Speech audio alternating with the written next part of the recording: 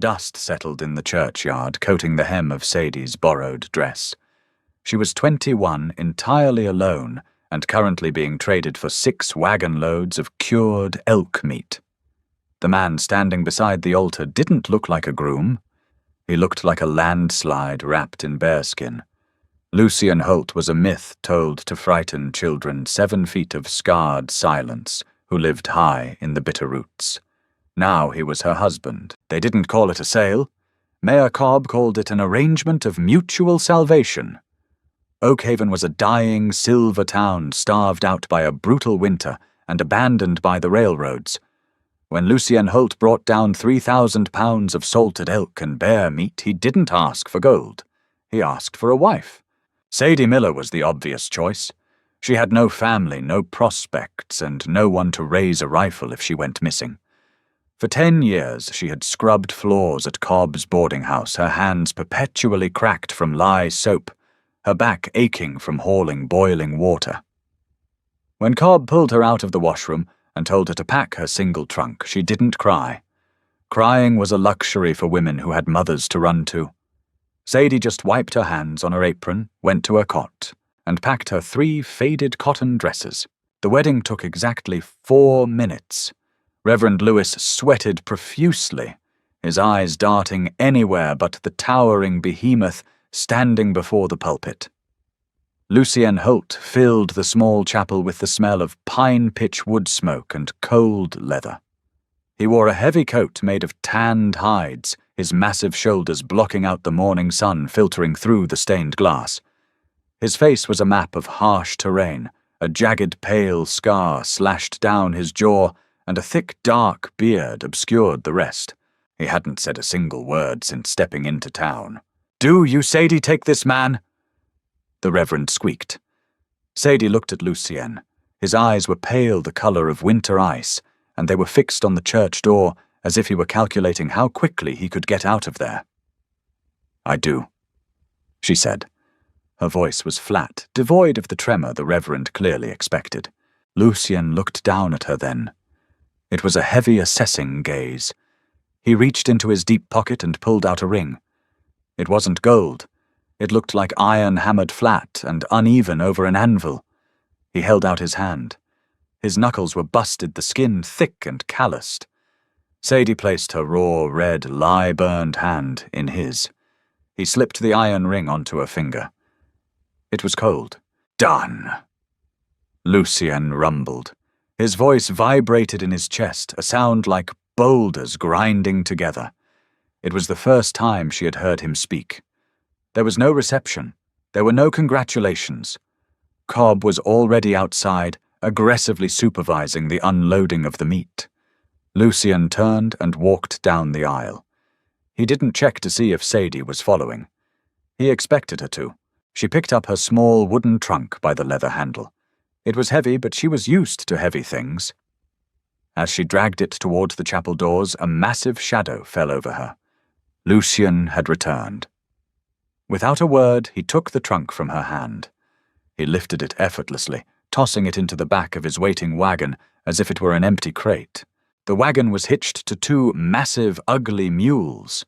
Sadie climbed up to the buckboard, her thin wool shawl offering 0 protection against the biting autumn wind. The townsfolk of Oakhaven watched from the boardwalks. Their faces were a mix of pity and relief. She was the sacrificial lamb, the price of their winter survival. She stared back at them, her jaw set, refusing to give them the satisfaction of her fear. Lucien climbed up beside her. The wagon groaned under his weight. He took the reins in his massive hands and clicked his tongue. The mules lurched forward. They left Oakhaven behind in a cloud of pale dust. Sadie sat rigid, staring at the mules' twitching ears. She was a cynical woman. She knew what men were like when they drank in Cobb's tavern. She knew the violence they carried in their hands. She figured this mountain man would be no different, just larger and more efficient at whatever cruelty he had planned.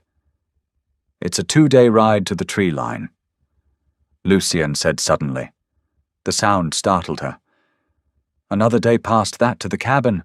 I can sit," Sadie replied, keeping her eyes forward. Lucien cut a glance at her.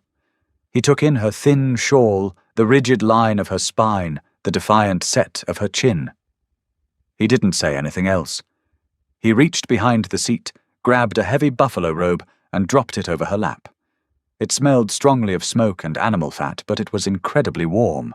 Sadie didn't thank him. She pulled the fur tightly around her shoulders and watched the jagged, snow-capped peaks of the Bitterroots loom closer. She was riding into a frozen hell with a stranger, but for the first time in her life she was leaving Oakhaven. The plains gave way to rolling foothills, and the foothills slammed violently into the sheer rock faces of the mountains. The wagon trail ended on the afternoon of the second day. It simply dissolved into a narrow, rocky goat path that wound upward into the dense timberline. Lucien didn't hesitate. He hopped down from the wagon, his massive boots crunching against the frost-heaved earth. He unhitched the mules, transferring the few supplies they had brought from town into heavy leather panniers, throwing them over the beasts' backs. Sadie stood by the empty wagon, shivering. The temperature had dropped 10 degrees in the last hour. The air was thin, biting at her lungs. She watched him work. He moved with a frightening, brutal efficiency, every motion deliberate and practiced. When he finished loading the mules, he turned to her. "We walk from here," he said. He looked down at her feet. She was wearing a pair of old cracked leather boots she had inherited from a dead boarder 2 winters ago. The soles were paper-thin. Lucien walked over to one of the mules dug into a sack and pulled out a pair of knee-high moccasins lined with thick rabbit fur. He dropped them in the dirt at her feet. "Put 'em on, or lose your toes to the frost." Sadie didn't argue. She sat on the wagon tongue, yanked off her ruined boots, and pulled the moccasins on. They were men's sizing far too large, but he handed her thick strips of rawhide to tie them tight around her calves. The immediate enveloping warmth was a shock to her system. The climb began. It was agonizing. The incline was brutal, the path littered with loose scree and exposed roots. Sadie's thighs burned within the first mile. Her lungs screamed for air that simply wasn't there. But she didn't stop. She fixed her eyes on the broad expanse of Lucien's back as he led the mules, stepping exactly where he stepped. If he could do it, she would not be the one to break. Hours bled into one another. The pines grew thicker, the shadows longer. The silence between them wasn't the tense, aggressive silence Sadie was used to in town. It was just an absence of noise, filled only by the wind howling through the needles and the rhythmic clack of the mules' hooves on stone. By nightfall, they made camp under the overhang of a massive granite boulder. Sadie collapsed onto a fallen log, her legs trembling so violently she couldn't stand. She expected him to demand she make a fire to cook to serve him. That was the way of things. Instead, Lucien ignored her. He struck a match against his zipper, lit a bundle of dry moss, and had a fire roaring in under 3 minutes. He hauled water from a nearby freezing creek, set a blackened tin pot over the flames, and began slicing thick cuts of salt pork. Sadie watched him, her cynicism warring with her exhaustion. "He's just keeping his investment alive," she told herself. "You don't buy a draft horse and let it starve on the first day." When the meat was cooked, he speared the largest piece with his hunting knife and held it out to her on a tin plate. "Eat," he commanded gently. She took it. She ate ravenously, the hot grease scalding her tongue, but settling like a stone of pure energy in her empty stomach. He sat across the fire from her, eating his own portion in silence. In the firelight, he looked less like a monster and more like a part of the mountain itself, weathered, unmovable, and deeply solitary. "Why me?" Sadie asked. The words slipped out before she could stop them. Her voice cracked from the cold. Lucien stopped chewing. He looked at her through the smoke. "Mayor said you worked hard. Said you didn't have no kin to come looking for a handout." "So you bought a pack mule." Lucien's jaw tightened. "I didn't buy nothing. The Homestead Act says a man can claim 300 acres if he's married. Only 150 if he ain't. I need the timber rights along the ridge." He paused, poking the fire with a stick.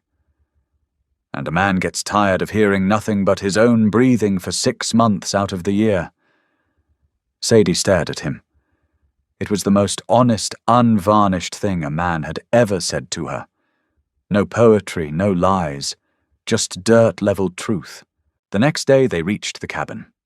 It sat in a high alpine valley surrounded by towering pines and a sheer rock wall at its back. It was rough-hewn, built of massive, unpeeled logs chinked with mud and horsehair. A heavy stone chimney billowed faint white smoke into the grey sky. It was isolated. It was lonely. It was terrifying. Lucien pushed the heavy plank door open. Inside it was dark and smelled heavily of curing hides, old ash, and man. There was a single bed in the corner, piled high with furs. A heavy oak table, 2 chairs, and a cast-iron stove. He walked in, dumped her trunk on the floor, and pointed a massive scarred finger at the bed. "Yours," he said. Sadie frowned. "Where do you sleep?" Lucien pointed to a thick pile of bear hides near the hearth. "Floor." Before she could process the fact that the giant wasn't demanding his marital rights, he turned and walked back out the door to see to the mules. Sadie stood alone in the center of the cabin. She looked at the iron ring on her finger. The silence of the mountain pressed against the walls, heavy and absolute. The cold woke her. It wasn't the damp, draughty chill of the boarding house. It was a dry, biting cold that seemed to suck the breath right out of her lungs. Sadie sat up in the heavy furs. The fire in the hearth had died down to glowing orange embers. She looked over the edge of the bed. Lucien was gone. Throwing off the blankets, she shivered violently, her breath pluming white in the dim cabin. She pulled on her thick wool stockings and the heavy boots she had traded her ruined ones for. The cabin looked even rougher in the pale morning light. Dust coated the table. A stack of unwashed tin plates sat near a bucket of frozen water. The floorboards were caked with dried mud. Lucien might be a survivor, but he lived like a wild animal. Sadie didn't know much about being a wife, but she knew how to work. Work was her armor. Work meant she wasn't useless, and useless things were thrown away. She grabbed the heavy iron kettle, broke the ice in the water bucket with the handle of a wooden spoon, and set the water to boil over the revived embers. She found a sack of coffee beans, ground them with a heavy stone, and brewed a pot that smelled like burnt earth and salvation. Then she found a broom made of tied pine boughs. She started sweeping. The front door opened with a violent creak. Lucien ducked his head to clear the frame. He was carrying an armful of split firewood that would have taken 3 normal men to lift. He stopped in the doorway, staring at her. Sadie stopped sweeping. She gripped the rough handle of the broom, tightly bracing herself. Men didn't like women touching their things. They didn't like their routines disrupted. Lucien looked at the clean floor. He looked at the steaming pot of coffee. He walked over to the hearth, dumped the wood with a deafening clatter, and grabbed a tin cup. He poured the black sludge, took a sip, and let out a long, rumbling sigh. "Obliged," he said. He didn't sound angry. He sounded stunned. He sounded, "It's filthy in here." Sadie said, her voice sharp to hide her nerves. "If I'm going to live here, I won't live in squalor. I need lye soap, a proper wash basin, and whatever you use for rags." Lucien lowered the cup. He stared at her, his pale eyes unreadable. Most women in town had crossed the street to avoid his shadow. This small, battered washer girl stood in his cabin giving him orders. A slow, almost imperceptible twitch that might have been a smile tugged at the scarred corner of his mouth. "Soap's in the root cellar," he said softly. "I'll carve you a basin out of a half-barrel today." Sadie blinked, surprised by his immediate compliance. "Oh, all right then." That day established a rhythm that would carry them through the dying days of autumn. It was a rhythm built on sweat and unspoken agreements. Sadie realized quickly that Lucien didn't view her as a servant. He viewed her as a second set of hands in a world where 2 hands simply weren't enough. They didn't talk much. Talk was cheap on the frontier. Actions were currency. When a section of the sod roof began to sag over the root cellar, Lucien hauled the heavy logs up the ladder. He expected to do the lifting alone. Instead, he found Sadie up on the roof, her hands raw and bleeding from pulling away the rotted turf. "Get down," he grunted, hoisting a massive pine log onto his shoulder. "Roof's rot. You'll fall through." "I'm lighter than you." Sadie shot back, wiping dirt from her forehead. "You hold the joist. I'll peg it." Lucien hesitated. He looked at her small, stubborn frame. Then he nodded. For 3 hours they worked in the biting wind. Lucien held the heavy timber in place from below his muscles, corded and straining under the immense weight. Sadie hammered the wooden pegs into place from above, swinging the heavy iron mallet until her arms went numb. When she finally drove the last peg in the roof held firm, she climbed down the ladder, collapsing onto a stump. She was exhausted, covered in mud and freezing. Lucien walked out of the cellar. He stopped in front of her. He reached into his coat and pulled out a leather flask. He unscrewed the cap and handed it to her. Sadie took a sip. It was raw, burning whiskey.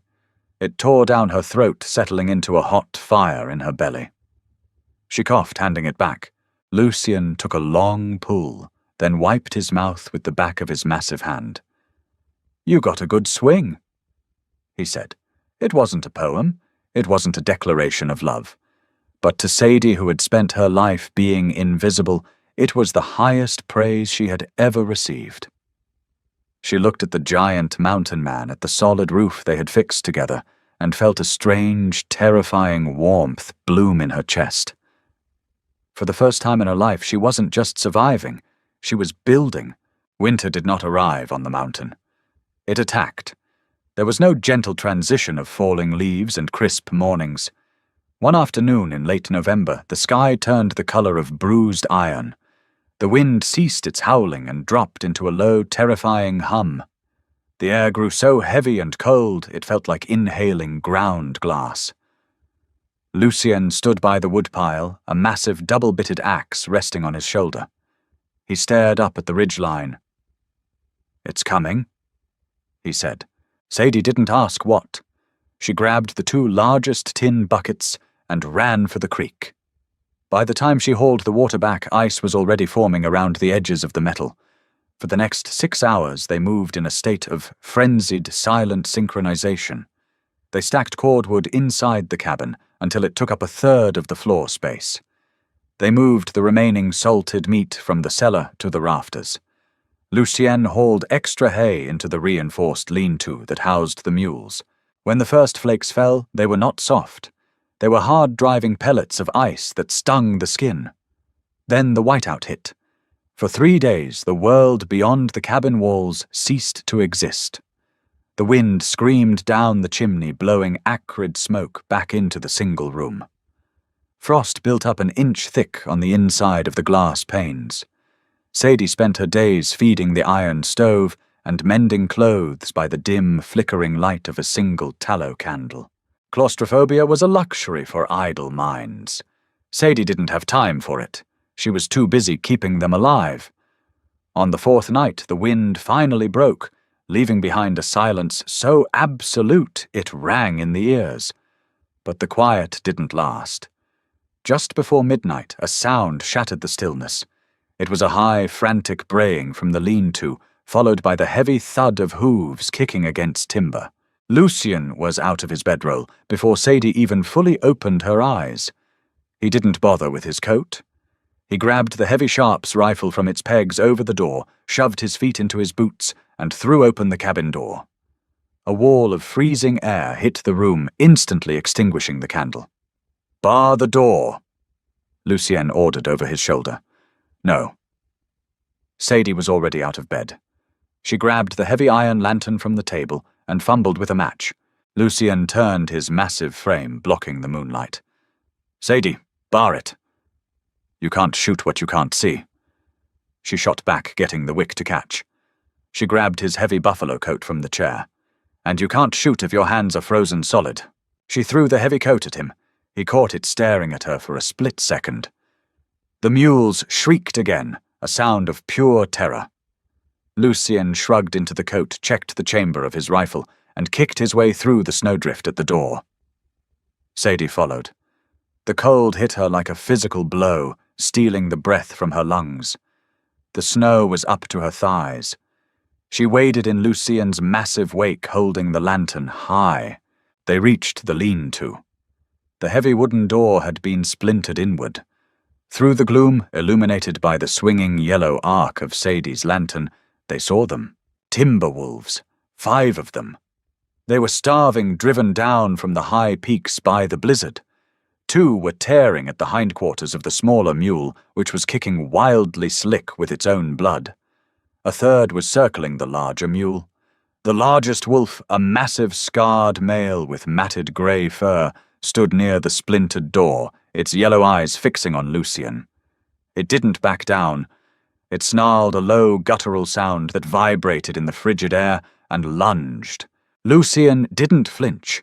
He didn't even raise the rifle to his shoulder. He fired from the hip. The roar of the sharps was deafening in the enclosed space. The massive wolf folded mid-air, hitting the snow with a heavy thud. The gunshot sent the other wolves into a frenzy. 2 scattered, bolting, past Sadie and disappearing into the black timber. But the 2 on the injured mule turned their aggression towards the humans. One launched itself at Lucien's legs. Lucien swung the heavy barrel of the rifle like a club, catching the animal in the ribs with a sickening crack, sending it sprawling. The last wolf bypassed Lucien entirely. It locked its eyes on the lantern. It locked its eyes on Sadie. It sprang. Sadie didn't scream. Her cynical, hardened heart hammered against her ribs, but her hands were steady. She didn't drop the lantern. Instead, she swung it forward, smashing the heavy glass and iron casing directly into the wolf's face. The glass shattered. Burning kerosene splashed across the animal's snout. The wolf yelped in agony, snapping blindly at the flames, now searing its fur. It hit the ground, thrashing. Before it could recover, Lucien was there. He drew the heavy hunting knife from his belt and drove it downward with brutal mechanical efficiency. The wolf stopped moving. Silence descended on the lean-to, save for the ragged breathing of the mules and the hiss of melting snow where the kerosene burned. The smell of copper blood and singed hair was thick in the air. Sadie stood frozen, her hands trembling violently now that the immediate danger had passed. She looked at the smashed lantern at her feet. She was plunged into darkness, the only light coming from the pale moonlight reflecting off the snow. Lucien turned to her. He was breathing heavily, a dark stain spreading across the thigh of his canvas trousers where the first wolf's claws had caught him. He stepped over the carcasses, closing the distance between them. He reached out with a bloody, calloused hand and gripped her shoulder. His grip was tight, grounding her. "You ain't hurt," he said. It wasn't a question. "I'm not." Her voice shook, but she forced her chin up. "Your leg. It's just a scratch. Mule took the worst of it." Lucien looked down at her, his pale eyes glowing in the moonlight. The silence stretched between them, heavy with adrenaline, and something else, something distinctly like respect. "You should have stayed in the cabin, Sadie. You would have been fighting in the dark," she replied stubbornly. Lucien's jaw worked. He looked at the dead wolf at her feet, then back at her. "Yeah," he rumbled softly. "I would have." The scratch was not just a scratch. Wolves carried the rot of old kills in their mouths and under their claws.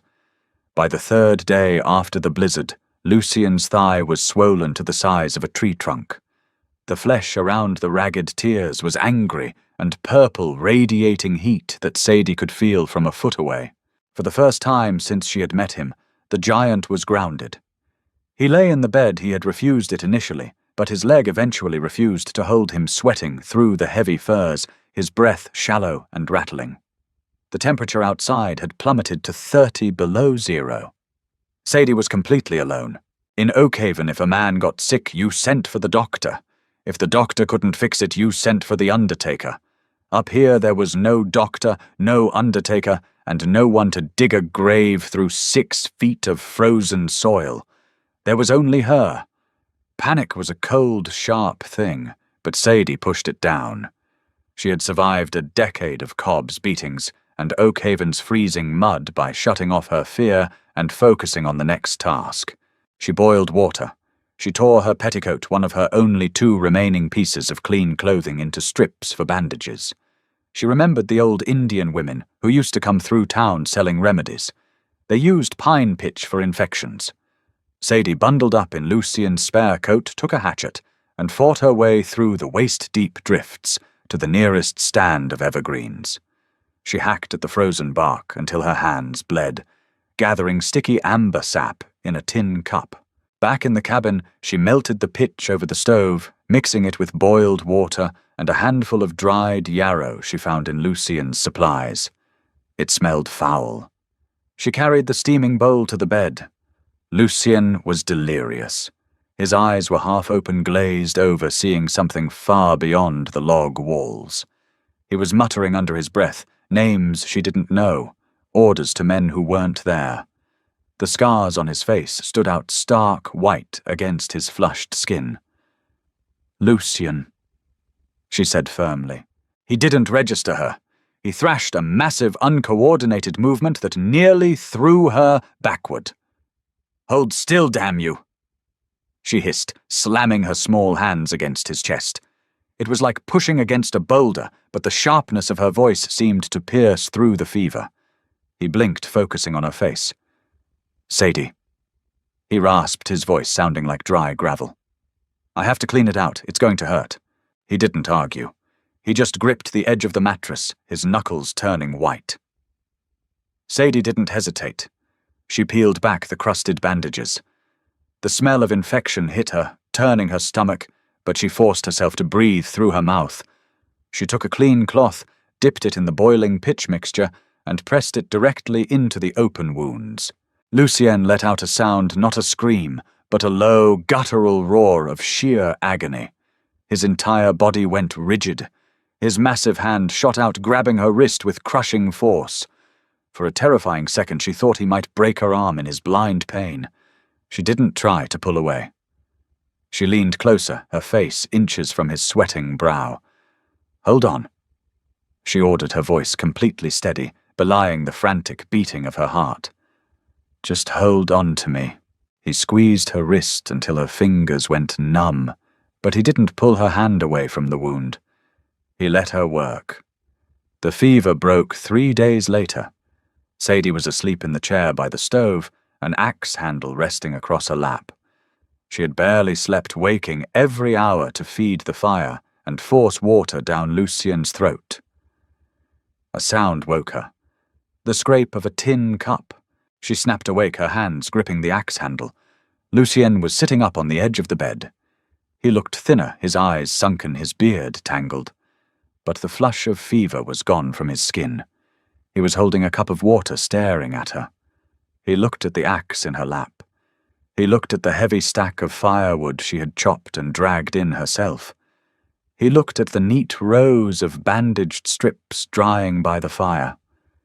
"You didn't run," he said, his voice weak but clear. Sadie let out a long, shuddering breath, setting the axe aside. "Where exactly was I supposed to run, Lucien? It's 30 below zero, and the nearest town is a week away. You could have let the fire die, taken my supplies, waited for the thaw."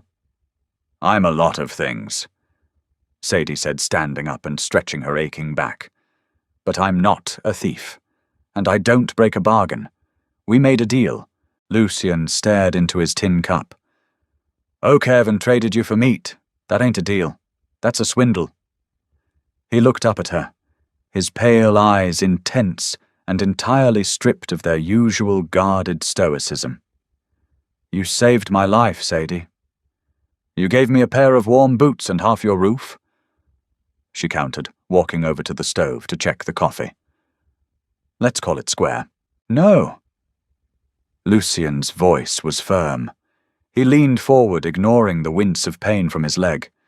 "You ain't a draft horse. You ain't a trade. You're my wife. And this place, It's as much yours as it is mine." Sadie froze her hand, hovering over the coffee pot. The word wife hung in the air between them. He had said it in front of the Reverend, but it had meant nothing then. Now, spoken in the quiet aftermath of near death, it felt heavy. Real. She poured him a cup of coffee and brought it to the bed. She didn't hand it to him immediately. She met his gaze, letting him see the fierce, battered pride she had carried her entire life. "I won't scrub your floors if you treat me like dirt," she said quietly. "I won't be another cob." Lucien reached out. He didn't take the cup. He wrapped his massive rough hand over hers, holding her fingers against the warm tin. "I know," he said softly. The thaw came in late April. The sheer white walls of the valley began to weep, sending 1,000 small waterfalls cascading down the granite faces. The creek swelled, rushing violently over slick stones. The air smelled of wet earth and pine needles. Lucien's leg had healed to a thick, raised scar. He walked with a slight limp, but his strength had returned. They spent the days felling timber, dragging the massive logs with the surviving mules to clear the ridge for the homestead claim. They worked side by side. There were no longer orders given. There was just a mutual understanding of what needed to be done. They ate together at the rough oak table. In the evenings, Lucien would oil his traps by the fire, while Sadie mended harnesses or read from a battered old Bible she had found in his trunk, not for the religion, but just to hear the sound of her own voice, forming words in the quiet cabin. The isolation had bred a strange, profound intimacy between them. They still slept in separate spaces, Sadie in the bed, Lucien on his furs, but the heavy, oppressive silence of the early days had vanished. It was replaced by a comfortable quiet broken by shared glances and quiet conversations about the weather, the timber, the future. But the thaw also opened the mountain passes. Sadie was out by the creek hauling a bucket of water for the wash when she heard the crunch of boots on gravel. It wasn't the heavy, measured tread of Lucien. It was fast, erratic, and multiple. She stood up, dropping the bucket. 2 men emerged from the tree line. They were ragged, their coats filthy, and torn, their faces covered in weeks of greasy stubble. They looked like men who had spent the winter freezing in a mining camp and had come out looking for easy pickings. They had revolvers strapped to their hips and hungry, desperate looks in their eyes. They stopped when they saw her. They looked at the small, lone woman holding a wash bucket. Then they looked at the cabin, the smoke rising from the chimney, the freshly cut timber. The taller one, a man with a missing front tooth and a bowler hat pushed back on his head, smiled. It was an ugly, predatory thing. "Well now," the tall man drawled. "Look what we found up here. A little bird in a very big nest." Sadie didn't back away. She stood her ground, her mind racing. Lucien was up on the ridge a half-mile away. The wind was blowing the wrong direction. He wouldn't hear a shout. "This is a private claim." Sadie set her voice flat, betraying none of her fear. "Keep walking. The trail heads down to the valley." The second man, shorter and thick around the middle, chuckled. "We've been walking for 3 days, little lady. We're cold. We're hungry. We figure you got some coffee in that cabin. Maybe some meat." He took a step forward. "Maybe a warm bed." Sadie backed up a single step, her hand dropping toward the heavy skinning knife she kept sheathed on her belt. "You take another step and you'll regret it." The tall man laughed outright. He drew his revolver, resting it lazily against his leg. "You gonna stop us, sweetheart? You and what army?" "Not an army!" The voice rolled down the mountainside like thunder. The 2 men spun around. Lucien stepped out from the shadows of the pines. He didn't have his rifle. He had his massive felling axe resting casually on his right shoulder. He was covered in sweat and sawdust, his face a grim, stony mask. He didn't walk quickly. He just closed the distance with long, inevitable strides. The intruders hesitated. The sheer size of the man was enough to give anyone pause. The tall man raised his revolver, pointing it at Lucien's broad chest. "Hold it right there, mountain man." He snapped his voice, losing its cocky drawl. "We ain't looking for trouble. You found it, Lucien said. He didn't stop walking. I'll shoot, I swear to God, click. The sound of a heavy hammer cocking back was deafening in the sudden quiet. The tall man froze. He looked back at Sadie. She had not drawn her knife. While their attention was on Lucien, she had calmly reached behind the chopping block, retrieved the heavy shotgun Lucien kept hidden there for bears, and leveled it directly at the tall man's chest. The barrel didn't waver a fraction of an inch. Drop it, Sadie commanded. Her voice was colder than the winter wind. The tall man looked at the shotgun. He looked at the giant with the axe now only 20 feet away. He realized with sudden blinding clarity that these two people had survived a winter that would have killed most men, and they were not going to let two drifters take what they had built. Slowly he opened his fingers. The revolver hit the mud. Kick it away, Lucien ordered. The man obliged. His partner, pale and shaking, raised his hands. Lucien stopped beside Sadie. He looked down at her, taking in the steady grip on the shotgun, the fiery defiance in her eyes. A slow, genuine smile spread across his scarred face. It changed him entirely, softening the brutal lines of his features. He turned back to the intruders. My wife told you to keep walking. I suggest you listen to her. If I see your tracks anywhere on this ridge again, I won't be using the axe to chop wood. The men didn't need to be told twice. They turned and practically ran back into the timber, slipping and sliding in the spring mud. Lucien watched them go until they were out of sight. He looked at the revolver in the mud, then at Sadie. She uncocked the shotgun and lowered it, letting out a breath she hadn't realized she was holding. You had it handled? Lucien said quietly. Sadie looked up at him. I like having backup. He reached out and gently took the heavy shotgun from her hands, leaning it against the chopping block. Then, without a word, he pulled her into his chest. It was the first time he had truly held her. He smelled of pine sweat and wood smoke.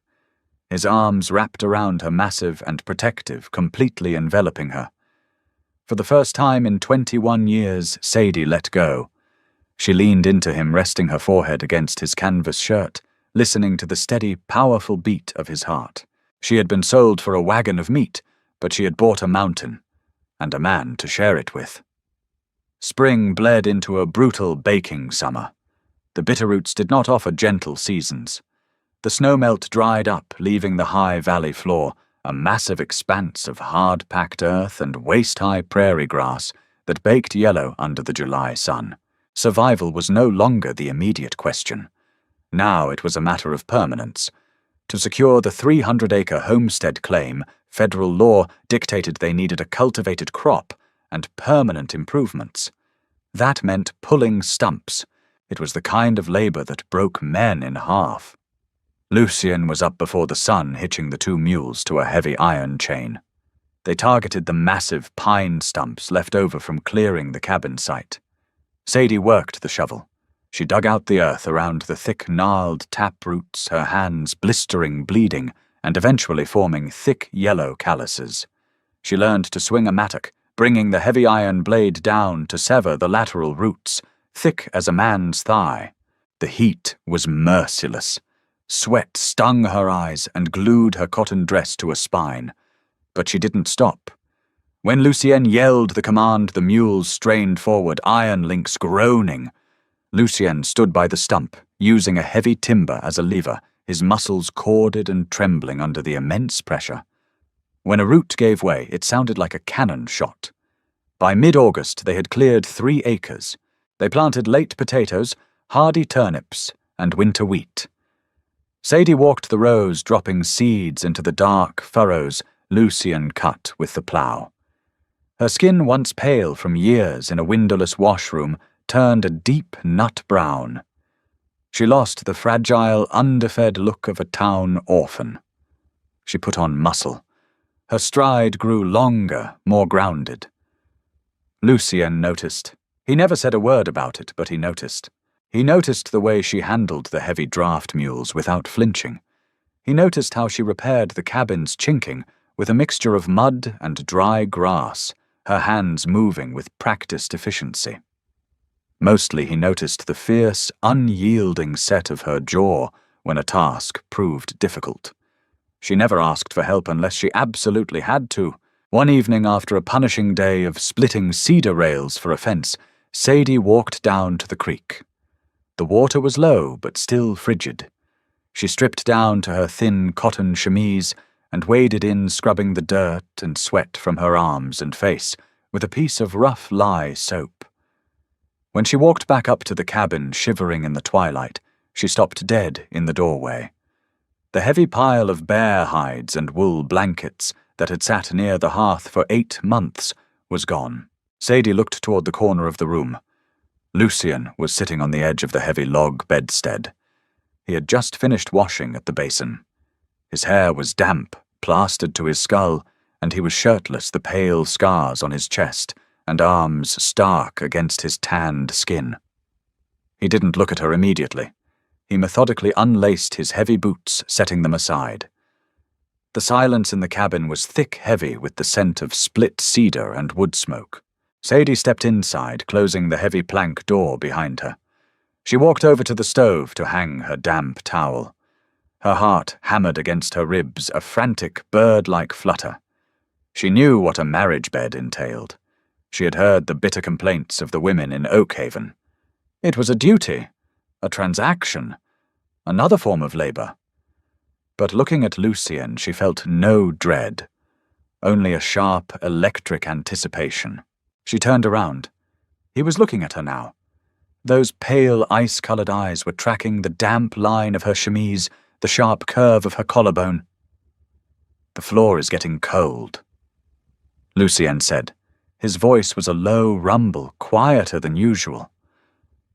"It's August." Sadie pointed out, her voice remarkably steady. Lucien's jaw worked. He looked down at his rough, scarred hands, resting them on his knees. "I ain't a man for words, Sadie. Never have been. Words are mostly used for lying." He looked back up, meeting her gaze squarely. "But I know what I brought up this mountain, and I know what I'm looking at now." Sadie crossed the room. She didn't hesitate. She stopped a foot away from the bed. "What are you looking at, Lucien?" "My wife." He didn't grab her. He didn't pull her down. He just held out his hand. His palm was broad, calloused, lined with dirt that would never fully wash out. It was a hand that killed wolves, felled trees, and held a roof beam while she pegged it in place. Sadie reached out and placed her hand in his. His fingers closed around hers, surprisingly gentle. He pulled her forward, pulling her down to sit beside him on the heavy furs. The bed frame groaned under their combined weight.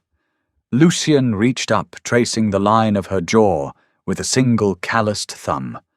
The touch sent a violent shiver down her spine. "You don't have to," he said roughly, his face inches from hers. "If you don't want this." Sadie looked at the jagged scar slicing down his cheek. She reached up, pressing her palm against it. "I don't do anything I don't want to do anymore," she whispered. When he kissed her, it wasn't a tentative, careful thing.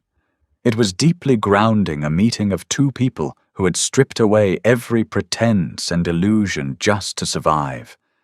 There was no poetry in the rough scrape of his beard against her skin, no romance in the heavy scent of pine pitch and sweat that clung to him. It was raw. It was real. They had built a life out of mudwood and iron.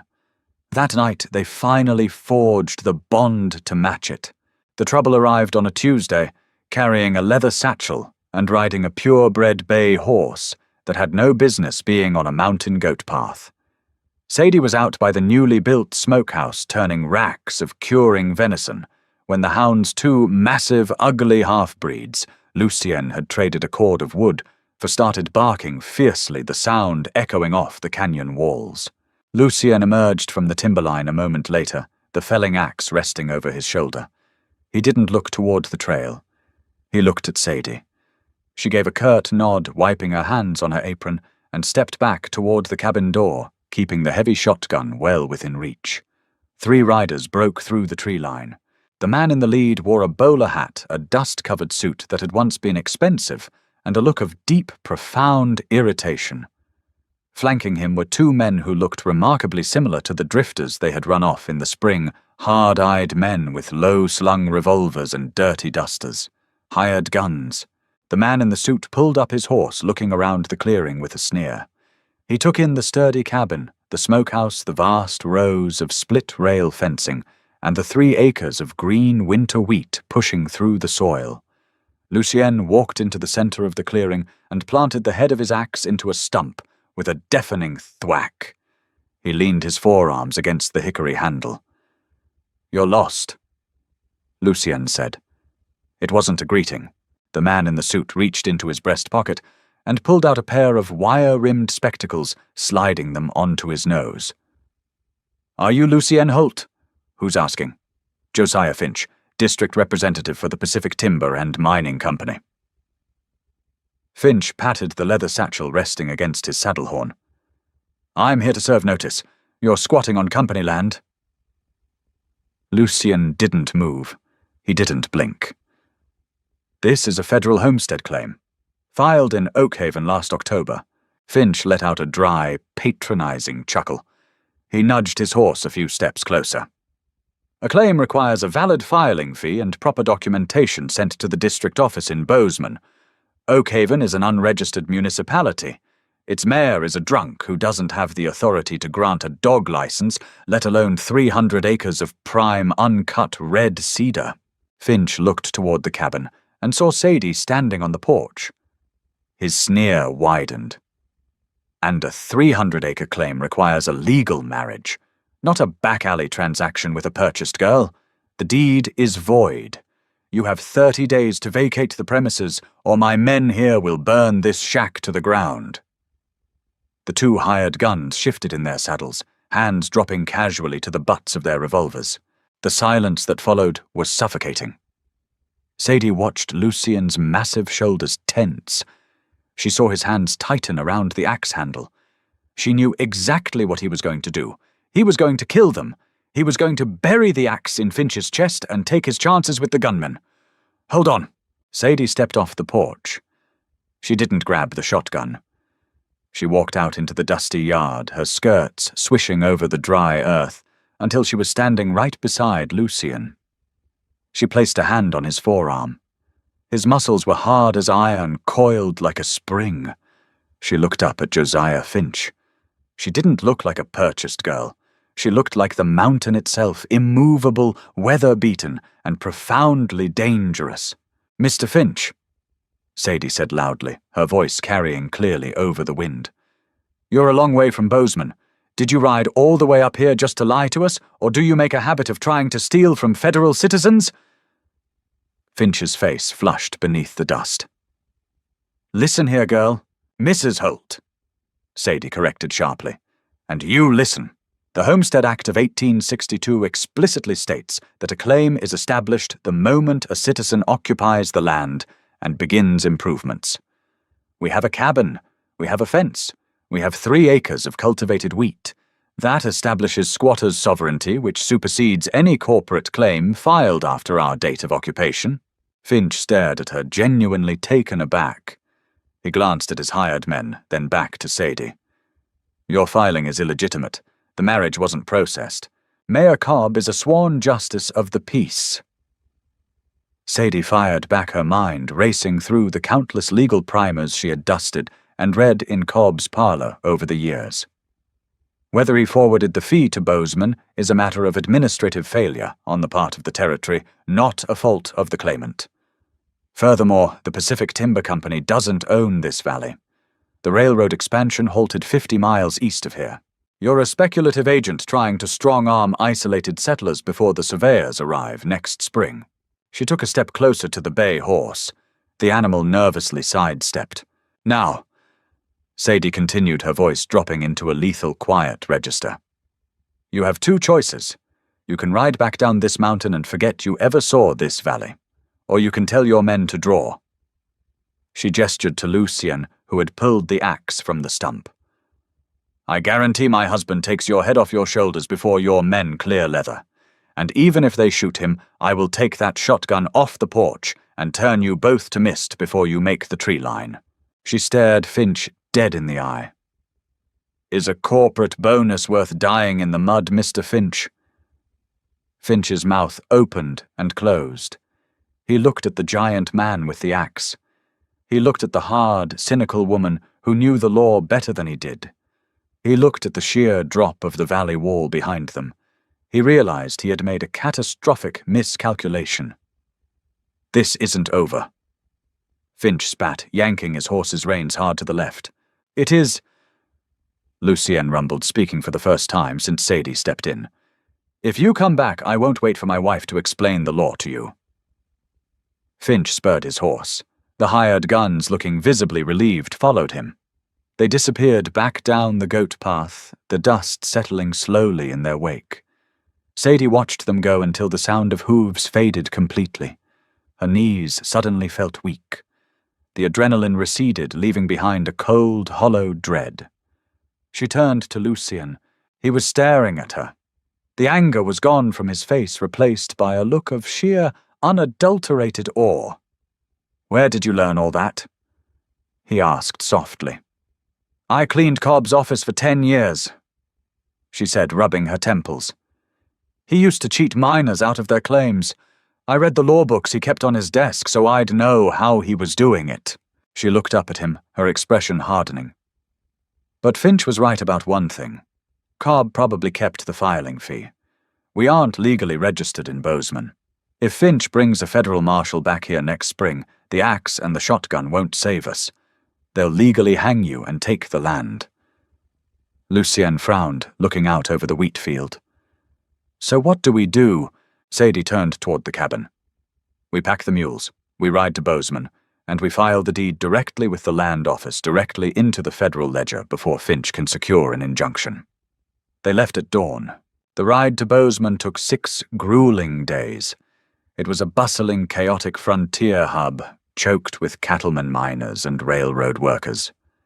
When they rode down Main Street, people stopped and stared. They were a striking pair. Lucien towering and broad, wearing a clean wool coat, his face a map of violent scars. And Sadie riding tall beside him, wearing a dark green riding habit she had painstakingly altered from an old boarding house curtain, a heavy revolver strapped unapologetically over her skirt. They didn't look like victims. They looked like conquerors. They walked into the federal land office. Sadie slapped a heavy leather pouch containing $20 in gold dust payment for the cordwood Lucien had trapped and sold onto the clerk's desk. "Filing fee," Sadie stated, "for 300 acres in the upper Bitterroot Valley. Section 4, Range 12. The clerk, a balding man with ink-stained fingers, blinked at them. He nervously opened his ledger, dipping his pen. "Names." Lucien stepped forward, his massive presence seemingly shrinking the room. He placed his heavy hand on Sadie's shoulder. "Lucien and Sadie Holt," he said. His voice was a deep, resonant finality. "Joint claim." The clerk wrote it down. He stamped the paper with a heavy brass seal. He handed the deed to Sadie. She looked at the heavy black ink at the federal seal. For the first time in her life, she owned something that no one could take away. Not Cobb. Not the town of Oakhaven.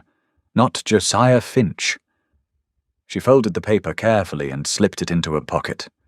She looked up at Lucien. He was already looking at her.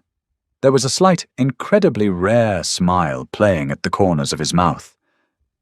"Let's go home," he said. The second winter did not attack. It arrived with a quiet, sweeping majesty. By late November, the golden leaves of the aspens had fallen carpeting the valley floor in a layer of crisp bronze. The air turned brittle and sharp. The first snow fell during the night, large, heavy flakes that coated the pines and blanketed the earth in absolute, pristine silence. But inside the cabin there was no desperation. The root cellar was packed to the ceiling. Heavy burlap sacks of potatoes, carrots and turnips sat on wooden pallets. The smokehouse was full of cured elk venison and fat river trout. Outside, a massive cordwood pile stretched the length of the cabin, stacked tight and covered with tarps. The mules were fat and warm in a fully insulated barn Lucien had built from the cedar logs they had split. They weren't just surviving the mountain anymore. They had mastered it. Sadie stood at the newly installed glass window, holding a mug of steaming black coffee. She watched the snow fall, illuminated by the silvery light of a full moon. She felt a deep, profound ache in her muscles, the good kind of ache, the kind that came from building something permanent with your own 2 hands. The cabin was warm. The heavy iron stove radiated a steady, comfortable heat. On the table sat a basket of mending and a catalogue they had brought back from Bozeman. They were planning to order a proper cast-iron cook stove in the spring. Lucien walked up behind her. He didn't say anything. He just wrapped his massive arms around her waist, pulling her back against his broad chest. He rested his chin on the top of her head. Sadie leaned into him, letting out a long, contented sigh. She rested her hands over his forearms where they crossed her stomach. "It's going to be a deep freeze," Lucien murmured, his voice rumbling against her back. "Let it," Sadie replied. "We have enough wood to burn until May." Lucien turned her around gently. He looked down at her. The harsh lines of his face had softened over the past year. The deeply ingrained solitude that had defined him when she first met him was gone. He looked at peace. He reached into the pocket of his flannel shirt. He pulled out a small folded piece of cloth. Sadie frowned, watching him unfold it. Inside sat a ring. It was gold simple and thick, gleaming warmly in the firelight. "I saw it in the window of the assayer's office in Bozeman," Lucien said quietly. "Traded 3 prime beaver pelts for it." He looked at her left hand. "Figured it was time you had a proper ring, one that wasn't hammered out of an old horseshoe nail." Sadie looked at the gold ring in his palm. It was beautiful. It was the kind of ring a respectable town wife wore, the kind of ring that signaled stability, wealth, and proper society. Then she looked down at her own hand. On her ring finger sat the crude, heavy iron band Lucien had slipped onto her hand in the church in Oakhaven. It was scratched, dented, and completely devoid of shine. It had survived the lye soap, the freezing water of the creek, the handle of the mattock, and the recoil of a shotgun. She reached out and closed Lucien's massive fingers over the gold ring. "No," Sadie said softly. Lucien looked confused, a flash of uncertainty crossing his pale eyes. "You don't like it." "It's beautiful," she said, looking up into his face. "But it doesn't belong to me." She lifted her left hand, running her thumb over the cold, heavy iron band. "Gold is soft, Lucien. It bends. It melts when the fire gets too hot. People kill each other over gold. They steal it." She stepped closer to him, resting her iron-clad hand flat against his chest, right over his heart. "This ring," she said, her voice fierce and completely devoid of cynicism, "was forged in a fire. It held up when the wolves came. It held up when we pulled the stumps. It held up when the world tried to freeze us out. I don't want a soft ring for a soft life. I want the iron." Lucien stared at her. The firelight flickered in his pale eyes, reflecting a depth of emotion he couldn't possibly articulate. He didn't need to. He dropped the piece of cloth with the gold ring onto the table. He took her face in his hands. His thumbs, rough as sandpaper, gently wiped away a smudge of flour from her cheek. "Iron it is," he whispered. He kissed her, pulling her tightly against him as the wind began to howl outside the thick log walls. The storm raged against the cabin, throwing ice and snow against the timber. It didn't matter. The cold could not touch them. They had built their fortress, they had secured their ground, and in the frozen heart of the Bitterroots, 2 discarded souls had finally found their home.